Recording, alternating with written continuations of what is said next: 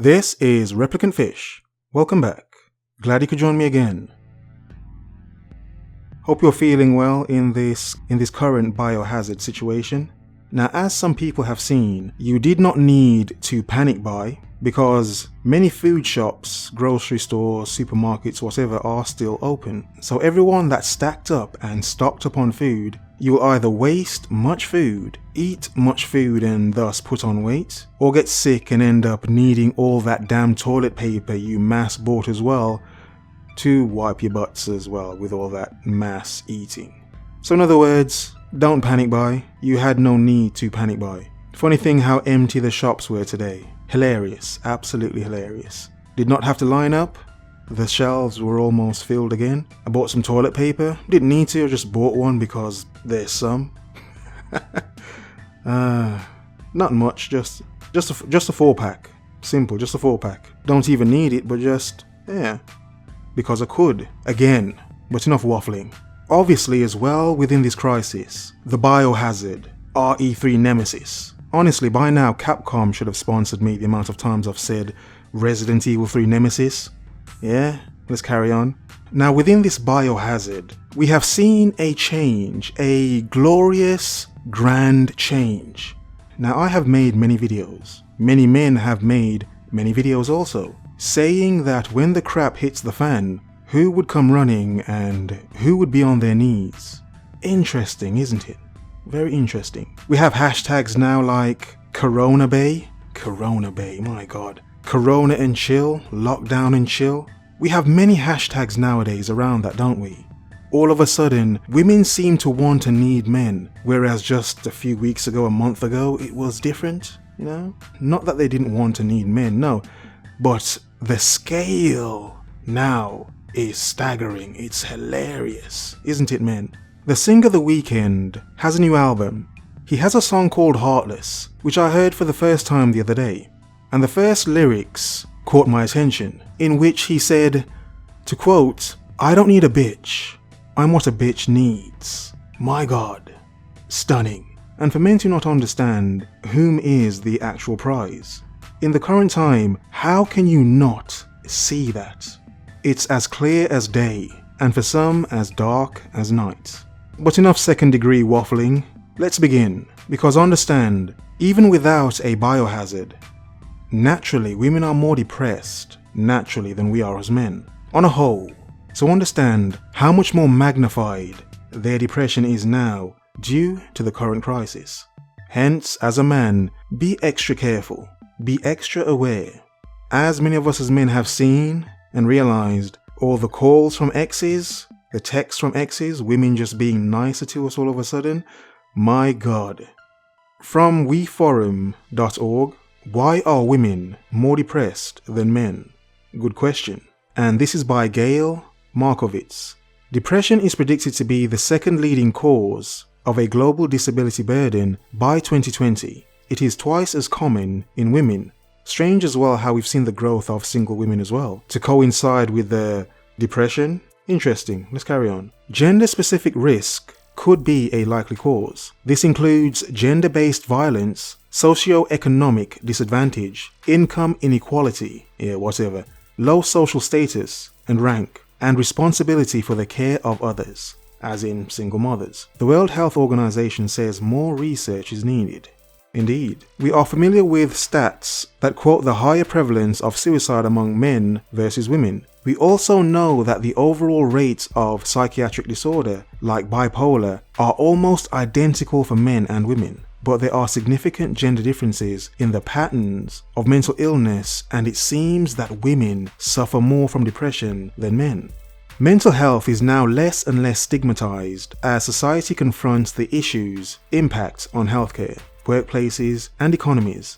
There is increasing publicity around celebrity mental health problems, amplified under the spotlight of social media, i.e. Facebook, Instagram, and the rest. In Britain, about 11% of workers' sick days are because of mental health, and sufferers who do manage to get to work are usually less productive. The cost of disability payments to those unable to work at all is nearly 3% of the GDP in Europe.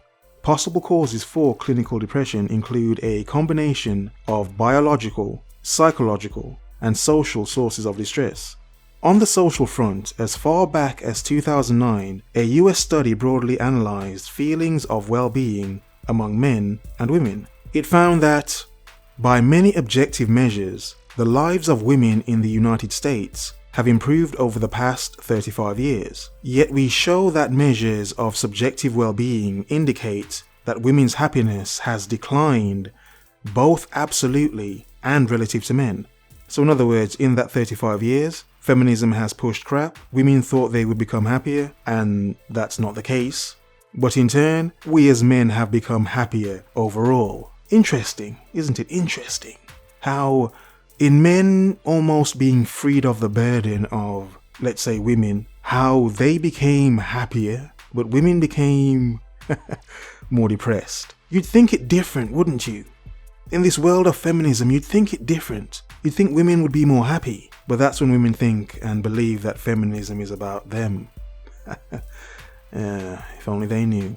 This was in contrast to the 1970s, where the reverse was true. So it seems that women are affected more than men by social sources of distress, and obviously they would be. Studies by the WHO highlight gender differences in the rates of common mental disorders like depression, anxiety, and somatic complaints. Women predominate, as in they suffer more from depression, anxiety, and somatic complaints. These disorders affect approximately 1 in 3 people and constitute a serious public health problem. Unipolar depression, which means major depression, also known as unipolar or major depressive disorder, MDD, is characterized by a persistent feeling of sadness or a lack of interest in outside stimuli, and I will get back to that point in a second. But to finish, distinct from bipolar, predicted to be the second leading cause of global disability burden by 2020, is twice as common in women. And the article goes on, but I want to make my points now.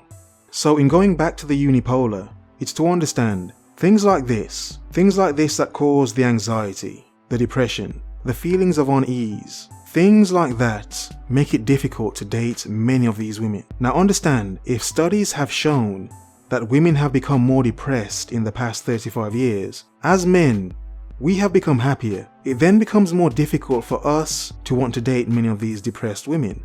Now, I am not trying to be cruel in saying this. It's just to make a point. I call myself an android because I have been called so many times by women. Not an android, but a heartless creature of a man. Simply because I make points like this. If I know so many women suffer from depression, anxiety, and whatnot, then for what reason would I want to date and try to find a girlfriend or a wife, knowing that such a high amount of them suffer in this way?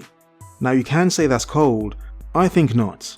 The reason is this: for most of my young adult life, I thought I was crazy because I kept coming across women who were depressed, suffered from high anxiety, was bipolar, BPD, life traumatic stress, whatever, many things. One of those things, if not some of them, a combination of a few, if not all. So I thought I was doomed and cursed to only date these women, because no matter what woman I chose to date, from whatever background, whatever color, whatever, it didn't seem to matter. The end result would be the same. It would still be a woman that may be suffering from this or that. So I thought I was doomed, eternally doomed, if you will, to be this man that could only ever date broken women. You see, when you understand it's not because of you, it's not because you just kept coming across broken women, it's the fact that so many exist anyway. So it did not matter what I would have done. It didn't matter. For the percentage of women in my dating pool, a large majority of them suffer from or with many things. They pop pills. I've known many women who drink heavily. At first assumed she was okay, then you realized, oh my god, this woman drinks a lot. Then you realize it's to hide and cover up pain or whatever. I've known a few women who have taken drugs as well. Try to hide it, but yeah, sometimes when you know, you know. In a sense, to self-medicate. And it is something I've noticed about many women nowadays. The constant need to self-medicate. some women do this with sex as well. They use sex as a way of self-medicating to make themselves feel better and feel needed and wanted and special, if you will, for a moment in time. So the point is, as a man, I do not want to date or try to fix a broken woman. It's not in a sense to be cruel, it's more in a sense of I don't have the energy all the time. It's the fact I have tried before and will never try again. It's something that many men should understand and never do. Never try to fix a broken woman. Many men would think it's a nice thing. It's a special thing you're doing for this woman by trying to help her where no other man would. And you can think that, but you would be a fool. If she then turns around and uses that against you, you deserve it if you understand that it doesn't matter what you do as a man. Women go online every day and they see how they compete, how they can and can't compete. They see where they fit in the world in terms of their appearance and their attractiveness. Women know for a fact men aren't going to listen to them if they're just highly intelligent, but if they're good looking also, then obviously men would watch and listen to them. Many women know this. So as many women have more jobs now, more high-powered jobs, they get paid more in certain areas than a lot of men do nowadays because they just get jobs given to them. But to add to that point, understand with the current lockdown, many of those jobs have been lost or held back. And even with government help with wages, many women and men as well know that their earnings will be less over the next few months if things carry on. So think for a second of all these working independent women who will now have the added stress of where is the money going to come from. They had no man, they were sold the lie, they did not need a man, so they have no man to lean on, lest they can find a simp. What about single mothers? Would they not be more depressed now with the added impact of the lockdown and the biohazard? Yes, they would be. The point is, as human beings, it's good to see your worth. As a man, it's good to see and understand your worth. Collectively as men, we have seen, for the first time ever, a grand shift of women collectively. We have never seen this before, in such a short time. It's stunning. Many points I have made have been proven, in just the past week alone. It's crazy, it's stunning, it's beautiful. The point is not to be cruel, it's to understand, as a man, your worth, your value. When you do so, you can then understand not to give it away so easily. Take care of yourself. Maintain yourself, both body and mind. Do the best you can do for yourself.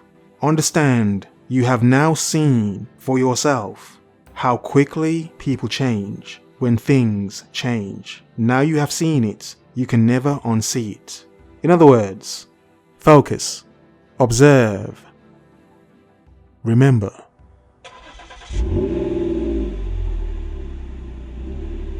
The world is yours. Have a nice day.